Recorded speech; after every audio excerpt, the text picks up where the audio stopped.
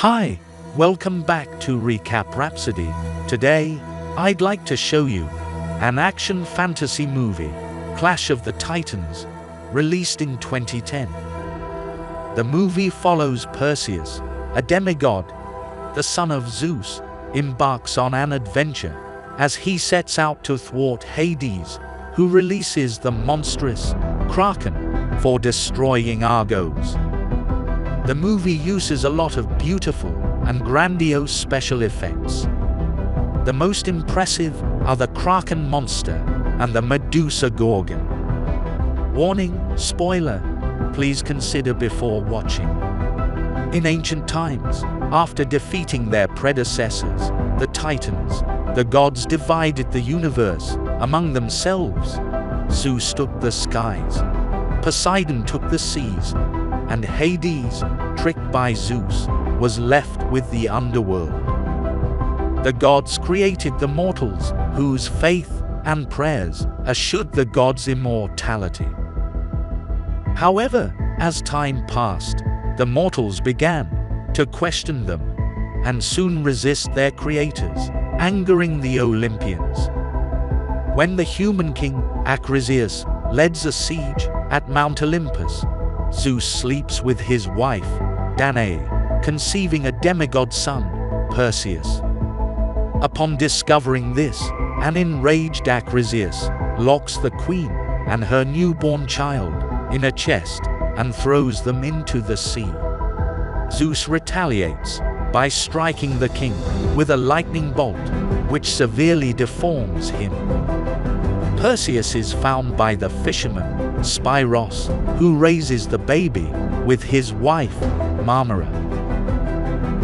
18 years later, when Perseus and his family fish from a boat, they watch soldiers from the city of Argos destroy a statue of Zeus, declaring war on the gods. The soldiers are slaughtered by the Furies, who are controlled by Hades. Hades then destroys the family's fishing vessel. Spiros and his family drown, with Perseus as the only survivor, is found later by a group of the soldiers. At Mount Olympus, Zeus is angered when he learns that his statue has been destroyed in Argos. While discussing how to deal with the mortals, Hades appears. Hades suggests allowing him to punish the mortals who dared to disrespect the gods. Zeus hesitates, but eventually agrees. Meanwhile, Perseus is brought to the palace where King Cepheus and Queen Cassiopeia are celebrating their campaign against the gods. Queen Cassiopeia brashly compares her daughter, Andromeda, to the gods and boasts that she is more beautiful than Aphrodite, the goddess of beauty and love. The revelry is cut short by the arrival of Hades, who has been given leave by Zeus to punish the mortals for their defiance. The crowd is terrified. Only Perseus wants to engage with Hades, but is stopped by a strange woman named Io.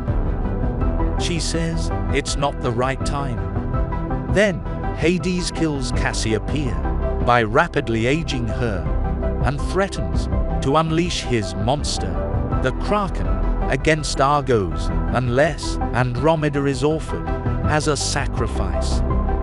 Before leaving, Hades reveals that Perseus is a demigod, the son of Zeus. After that, Draco, a guard of the king, suggests taking the princess into hiding. The king asks Perseus to help them, but he refuses. When Perseus is imprisoned, Io meets him.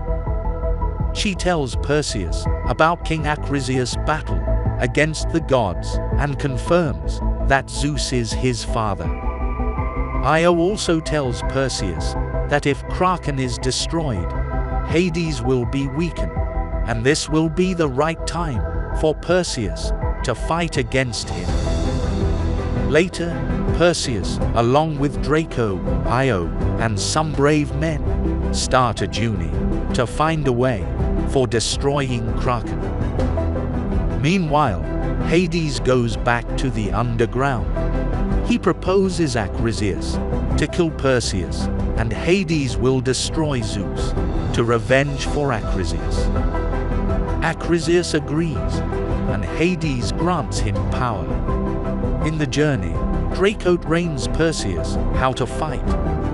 While wandering in the forest, Perseus finds a sword forged on Olympus. Draco says it's a gift from the gods, but Perseus refuses to take the sword and throws it to Draco. In Draco's hand, the blade disappears, leaving only the hilt. Later, Perseus encounters Pegasus, a black giant horse with wings. Soon after, Perseus' group are attacked by the corrupted Acrisius, now known as Calibos, who now is working for Hades. During the fight, Draco severs Calibos' hand, forcing him to retreat to a desert, where the blood from his injury conjures giant scorpions, which attack the group. They are rescued by a band of jinn, non-human desert sorcerers, led by Sheikh Suleiman, who tame the remaining scorpions and lend their aid to Perseus and his group. The group arrives at the lair of the Stygian witches and learn that to kill the Kraken, they must obtain and use the head of Medusa, a gorgon, who resides in a temple in the underworld. Any living creature that looks on Medusa's eyes turns into stone. Perseus, Io, Suleiman, Draco, and his remaining men, Solon, Eubios, and Ixis, cross into the underworld. The men enter Medusa's temple lair, while Io remains outside. Medusa kills all three of Draco's men. Suleiman and Draco both wound the gorgon, sacrificing themselves in the process. Perseus finally beheads her by using his reflective shield to see her with his back turned. As he leaves the temple with Medusa's head, Calibos appears behind Io and fatally stabs her. Perseus and Calibos fight, and, finally accepting that he is a son of Zeus, Perseus picks up the Olympian sword and stabs Calibos through the chest. Before dying, Io urges a reluctant Perseus to leave her and save Andromeda and Argos. Then she dissolves into a golden ethereal vapor.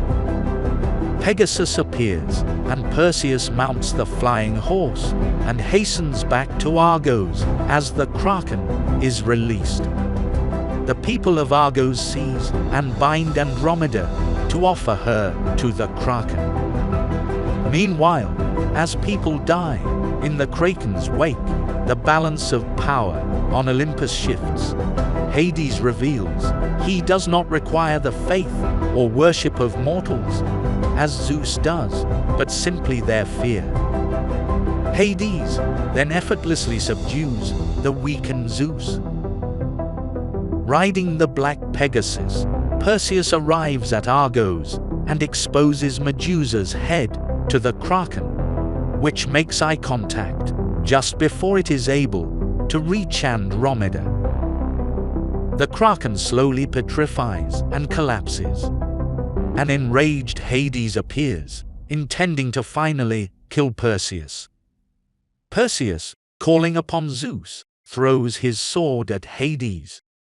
A lightning bolt engulfs the sword, and the blast banishes Hades back to the underworld. Perseus rescues Andromeda, who is now the rightful queen of Argos. Andromeda asks Perseus to stay by her side as the king, but he declines. Perseus also refuses another offer of godhood from Zeus, who then proclaims that if Perseus is to live as a human, He should not be alone, and revive Zio. Video is over. Thanks for watching.